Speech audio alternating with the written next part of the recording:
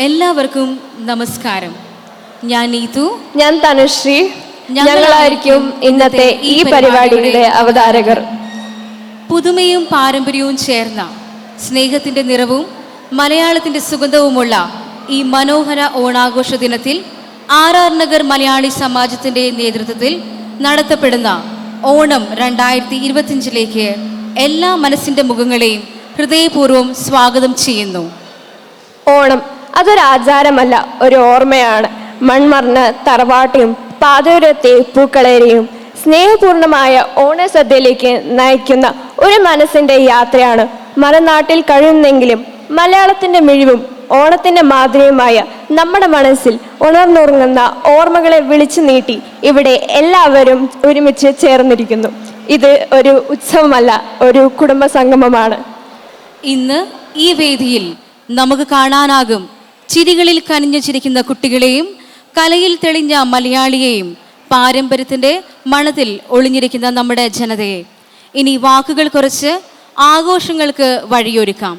സദ്യ കഴിച്ച് മനസ്സും വയറും നിറഞ്ഞ ഈ അർദ്ധ ദിവസം നമുക്ക് തുടങ്ങാം കലയുടെ, സംഗീതത്തിൻ്റെ, നൃത്തത്തിൻ്റെ ഒപ്പം സ്നേഹത്തിൻ്റെ ആഘോഷങ്ങളിലേക്ക്.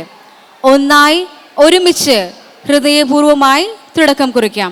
എല്ലാവർക്കും ഒരിക്കൽ കൂടി ഹൃദയം നിറഞ്ഞ ഒരു പൊന്നോണം ആശംസിച്ചുകൊണ്ട് ഇനി നമുക്ക് ഔപചാരിക ചടങ്ങുകളിലേക്ക് കടക്കാം.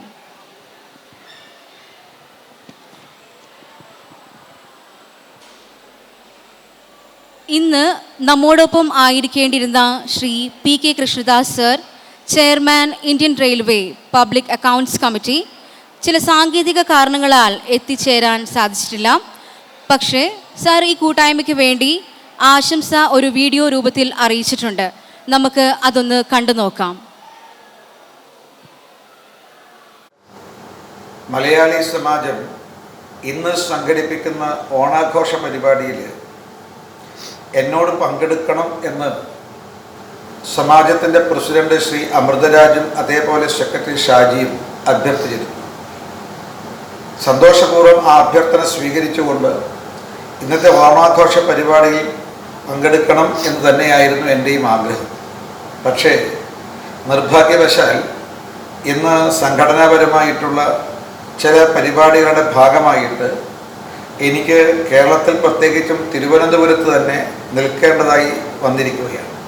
അതുകൊണ്ട് രാജരാജേശ്വരി നഗർ മലയാളി സമാജം സംഘടിപ്പിക്കുന്ന വർണ്ണാഭമായ ആർഭാടമായിട്ടുള്ള ഓണാഘോഷ പരിപാടിയിൽ എനിക്ക് പങ്കെടുക്കാൻ സാധിക്കാതെ വന്നതിലുള്ള ഖേദം നിങ്ങളെല്ലാവരെയും അറിയിക്കുകയാണ്. മാത്രമല്ല, ആയിരക്കണക്കിന് മലയാളികളാണ് ഇന്നവിടെ ഒത്തുകൂടുന്നത്.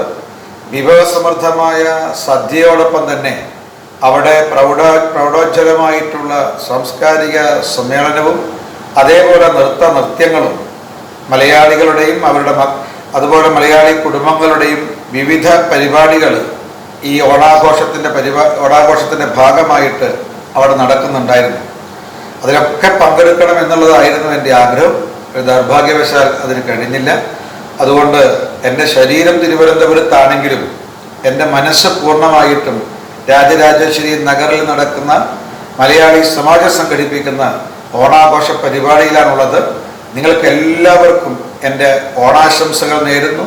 സ്വാഭാവികമായും മറുനാടൻ മലയാളികൾക്ക് ഓണം അത് എല്ലാ ദിവസവും ഓണം എന്ന രീതിയിലാണ് ആഘോഷം നടക്കുന്നത്. ഓണം കഴിഞ്ഞാലും മറുനാടൻ മലയാളികൾ ഓണാഘോഷം നടത്തുക എന്നുള്ളത് പതിവാണ്. ഏതായാലും നമ്മുടെ കാഴ്ചപ്പാട് എല്ലാ ദിവസവും ഓണമായിരിക്കട്ടെ, ഓണാഘോഷമായിരിക്കട്ടെ എന്നുള്ളതാണ് നമ്മുടെ സങ്കല്പം.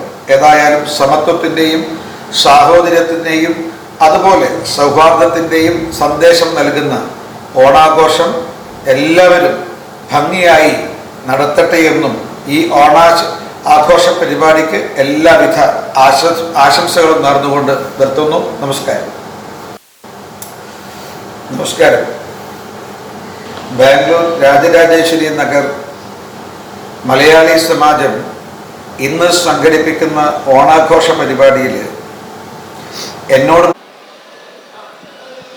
സാറിൻ്റെ വാക്കുകൾക്ക് നന്ദി. ഒരുപാട് ബഹുമാനത്തോടെ സ്നേഹത്തോടെ സാറിനെ ഈ നിമിഷം ഓർക്കുന്നു.